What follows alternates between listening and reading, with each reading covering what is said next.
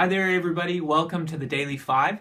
Sorry it's been a couple days. Last week it was my birthday and I took some time to celebrate with my family, but we are back. And this series, I want to help you implement a practice for effective prayer.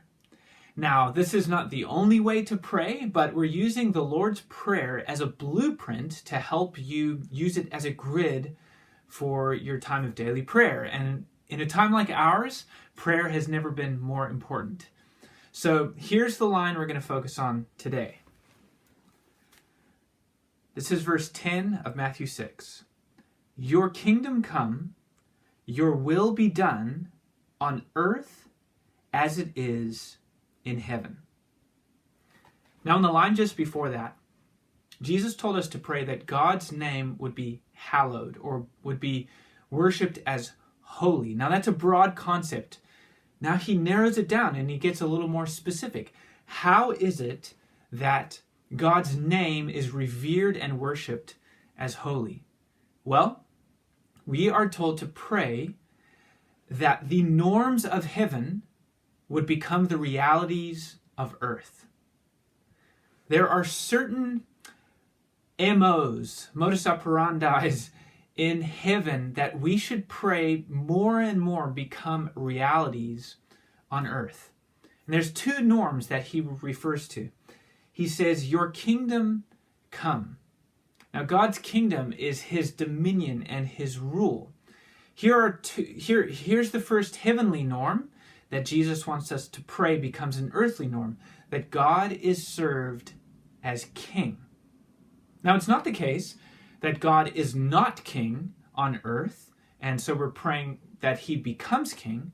No, it's that he is king, and we're praying that he would be served as king. There's a helpful legal term that helps me to understand this. There is de jure and de facto. Now, de jure is a legal term that describes somebody's right, that they are entitled to. But de facto describes something that is a de jure right that is observed, that is true in fact. When we pray that God's kingdom would come on earth as it is in heaven, we are praying that because God is king of the universe, that is his position. We're praying that people on earth, ourselves included, would serve him as king. So that's the first norm. Here's the second norm, that his will would be done on earth as it is in heaven. One of the characteristics of heaven that we gather from reading the scriptures is that God's will is obeyed perfectly. So, one set of the heavenly beings are the angels.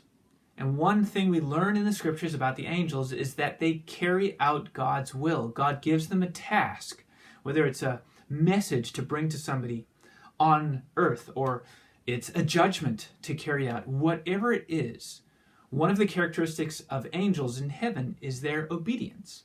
They fulfill his purposes. So when we pray that his will would be done on earth as it is in heaven, we are praying that that same obedience and that same willingness to take our cue from God's purposes would increasingly become a reality on earth.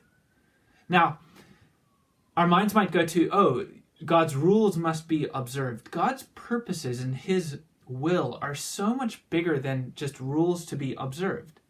Remember that God's will is the renewal of the entire creation. And when we fulfill his will, we are bringing our decisions in line with that ultimate purpose. So norm number one, that God would be served as king. Norm number two, that his will would be fulfilled. We are praying that those heavenly norms would become earthly realities. So how do we pray for this? First, pray these norms over your own life.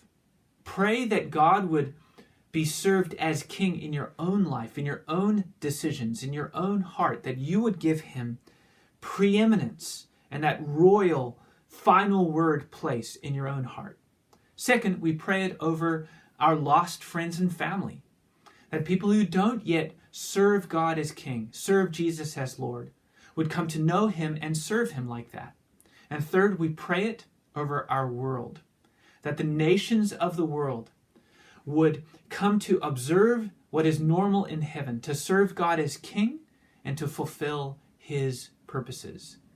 As we do, our hearts come into alignment with God's will for the entire world, which is the renewal of the world. That's how we pray that God's kingdom would come and his will would be done on earth as it is in heaven. God bless you.